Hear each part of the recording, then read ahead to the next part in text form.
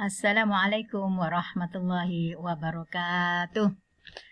Alhamdulillah, kita panjatkan puji syukur kehadirat Allah Subhanahu wa taala di mana kita masih diberi kesehatan dan kesempatan untuk melanjutkan belajar tentang cahaya dan alat optik yang pertama. Untuk bab cahaya dan alat optik ini Bu Sofi bagi menjadi 5 bagian supaya mudah dipahami.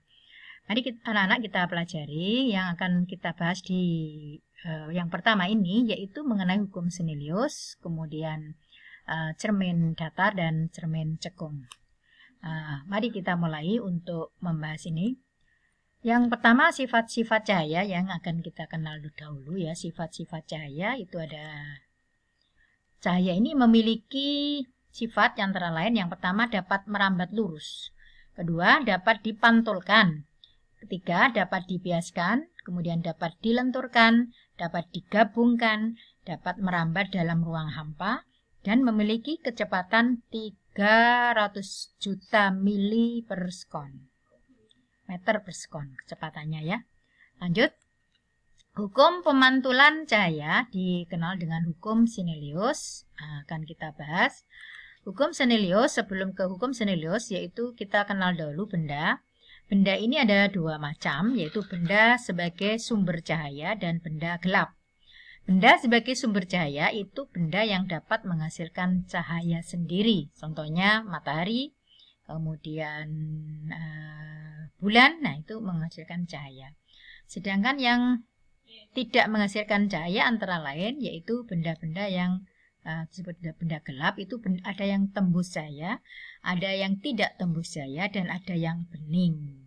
Ya, bening bendanya itu. Oke, yang berikutnya yaitu kita akan lanjut dengan hukum Snellius tadi. Hukum Snellius ada dua, kita pahami satu persatu.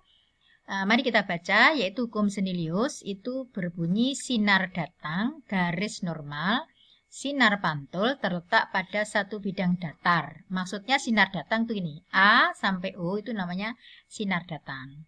Kemudian garis normal adalah ON, ini namanya garis normal. Ini sinar datang, garis normal, sinar pantul atau OB itu pada satu bidang datar. Saya ulangi. Sinar datang, garis normal, sinar pantul terletak pada satu bidang datar. Itu bunyi dari hukum Snellius yang pertama. Yang kedua, sudut datang atau I sama dengan sudut pantul atau R, atau sudut AON sama dengan sudut NOB. Mari kita lihat. Sudut I, yaitu sudut ini sudut datang ya ini. I itu sudut datang, AON. Itu sama besarnya dengan sudut pantul atau R, yaitu NOB. I sama dengan R. Nah, sudut datang sama dengan sudut pantul. Mudah ya. Jadi mudah sekali untuk dihafalkan hukum Snellius. Ini hanya dua ini saja. Sinar datang, garis normal, sinar pantul terletak pada satu bidang datar. Sudut datang sama dengan sudut pantul. Oke, itu dua aja. Mari kita lanjut, yaitu tentang cermin datar.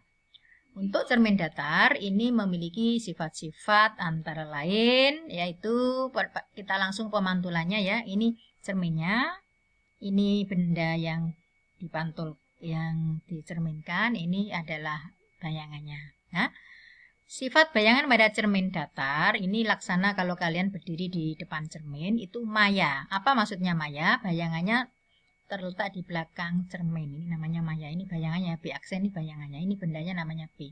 B aksen ini lurus saya ditarik ya. Nah, itu bayangannya, letak bayangnya.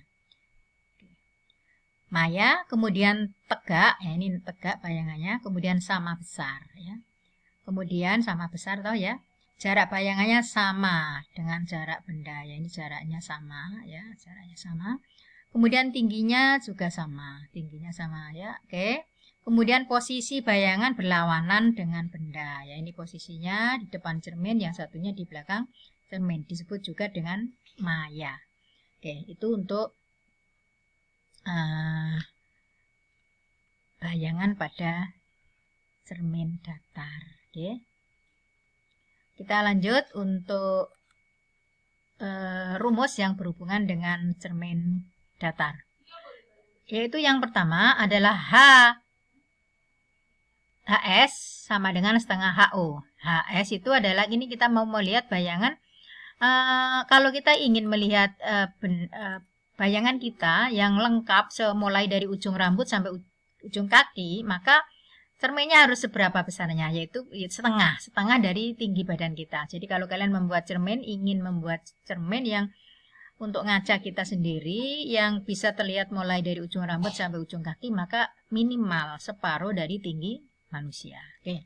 Ini rumusnya, HS sama dengan tinggi cermin ya, sama dengan HO, tinggi benda. Jadi setengah HO. Jadi kalau kita ingin supaya tampak semua badan kita, maka cerminnya harus setengah dari tinggi tubuh kita. Rumus yang kedua, kalau kita ingin melihat bayangan dari dua cermin, jadi kita akan membuat dua cermin ya, ini cermin, kita buat dua cermin, satu, nah gitu, dua cermin, maka akan terbentuk beberapa bayangan. Semakin kecil sudut dari dua cermin tadi, maka semakin banyak bayangan yang terbentuk. Nah, ini rumusnya N sama dengan 360 per sudut yang kita inginkan dikurangi 1. Nah, itu. Jadi N jumlah bayangan, 360 itu lingkaran ya per sudut yang kita bentuk. Nah, itu. Mari kita lihat contoh soalnya. Contoh soal, sebuah benda terletak di antara dua cermin. Jadi kita akan buat dua cermin begini ya. Cermin datar membentuk sudut 10 derajat. Nah, maka jumlah bayangan yang terbentuk adalah, nah ini jawabannya, N tadi rumusnya 360 derajat per alfa min 1. Maka kita masukkan 360 per 10 ya toh, ini yang diketahui 10 ya, per 10 dikurangi 1. Maka akan terbentuk 36 min 1. Berarti bayangan yang terbentuk berapa?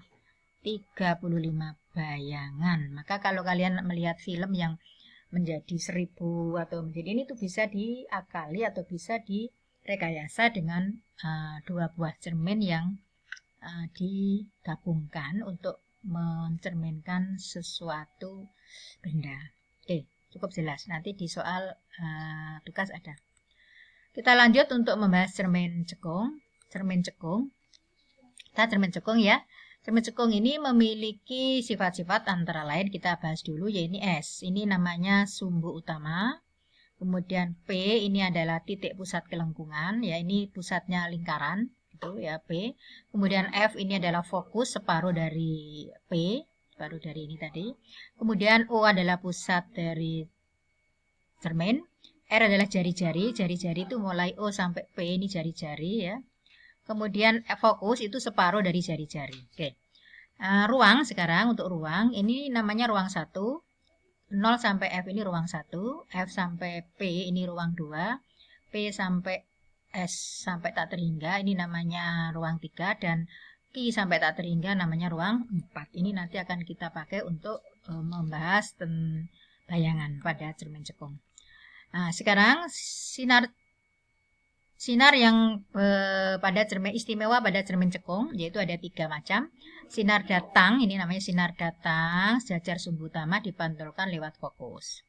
Sinar datang lewat fokus dipantulkan lewat sumbu utama. Sinar datang lewat pusat kelengkungan dipantulkan kembali lewat pusat kelengkungan. Nah, ini arahnya ya. Oke, itu sifat-sifat sinar istimewa pada cermin cekung. Kita lanjut langsung membahas mencerminkan sebuah benda. Lukisannya, sekaligus lukisannya ya. Misalnya kita memiliki benda di ruang 1. Ini ruang 1 kan tadi 0 O sampai F ini kan ruang 1 ya. Tadi ini ruang 1, ruang 2, ruang 3, ruang 4. Oke. Benda di ruang 1 ya, ini kita gambar ini bendanya. Kemudian kita kenai sinar istimewa tadi, sejajar sumbu utama dipantulkan lewat fokus. Sinar lewat P dipantulkan kembali lewat P. Oke, berarti ketemulah titik sini. Maka ini nama bayangannya letaknya di sini ini. Nah, sifat bayangannya di garis set. Maka kita bisa menyebut sifat bayangan pada benda yang dicerminkan pada ruang 1 itu maya karena terletak di belakang cermin, kemudian tegak ya toh, sama dengan ini tegak, diperbesar. Kalian lihat lebih besar dari aslinya. Dan letaknya di ruang berapa ini? 4. Oke, paham ya? Kita lanjut untuk yang di ruang 2. Sekarang bendanya di ruang 2. Ini namanya ruang 2, ruang 1, ruang 2, ruang 3, ruang 4. Oke, sekarang benda di ruang 1 kita kenai 3 sinar istimewa tadi. Jajar sumbu utama dipantulkan lewat fokus. Kita sinar lagi 1 tiba fokus, pantulkan jajar sumbu utama. Kemudian kita buatkan lewat ini, ya boleh ini ya.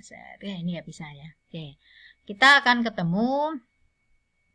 Nah ini bisa lah nih di sini set begini set ya kita bisa. Oke, maka kita ketemulah sifat bayangannya kalau ruang 3 itu nyata ya, ini nyata karena letaknya di depan cermin. Ini namanya nyata. Terbalik ya, kita lihat aslinya ini bayangannya berarti terbalik, diperbesar. Kalian lihat lebih besar di ruang 3. Nah, ini sifat bayangan benda yang ada di ruang 2. Kalau di ruang 3 sekarang kita geser bendanya di ruang 3. Nah, kita kenai sinar istimewa, sinar datang, jarak sumbu utama, set, dipantulkan kembali lewat fokus.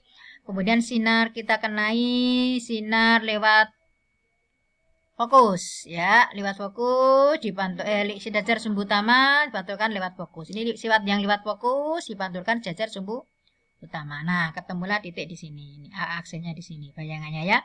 Nah, sifat bayangannya berarti nyata karena di depan cermin, maka nyata. Terbalik, kita lihat AC-nya ini terbalik, kemudian diperkecil, lebih kecil. Dan di ruang berapa ini? Ruang 2. Oke, satu lagi. Dicekung sekarang di ruang di fokus. Kalau di fokus sekarang, letak benarnya kita taruh di fokus. Set, kembali ini set, terus ini ya set. Nah, bayangannya tetap di fokus, yaitu nyata.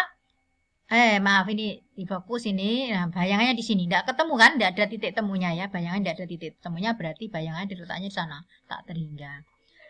Nyata dan tak terhingga karena di sini. Di depan cermin di sini loh bayangannya kira-kira ya. Berarti namanya tak terhingga. Berikut benda di fokus sekarang. Di pusat kelengkungan di fokus. Maka dikenai 3 sinar istimewa. Jajar fokus. Nah, kemudian lewat fokus jajar sumbu utama. Maka titik temunya di sini. Ini aslinya, ini bayangannya. Maka sifat bayangannya adalah nyata karena di depan cermin. Terbalik ya ini. Kemudian sama besar di titik P juga ya, sama di titik P cuma terbalik, oke. Itu. Sekarang kita lanjut ke sifat-sifat rumus pada cermin cekung. Rumusnya kita lihat SO itu jarak benda ya. Jarak benda itu ini bendanya ya. Ini jarak benda. Oke, ini namanya SO.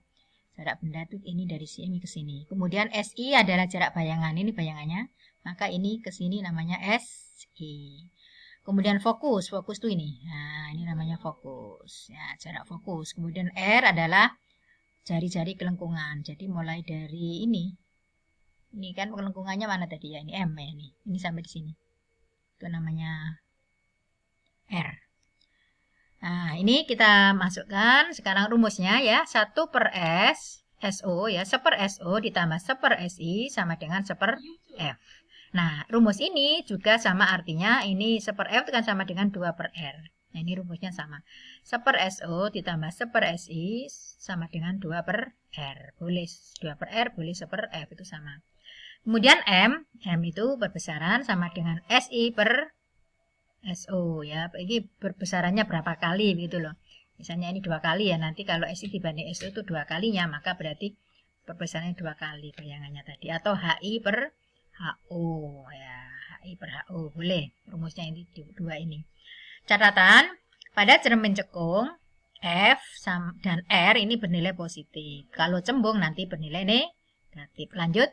Yang terakhir tugas, kerjakan latihan soal penilaian harian 6, halamannya 90-91, nomornya 4, 5, 6, 7, 8, 14, dan 24. Diunggah di e-learning. Begitu anak-anak, semoga bermanfaat. Kalau tidak jelas boleh bertanya lewat chat ke Bu Sofi. Kami akhiri pertemuan untuk yang pertama ini. Semoga bermanfaat. Wassalamualaikum warahmatullahi wabarakatuh.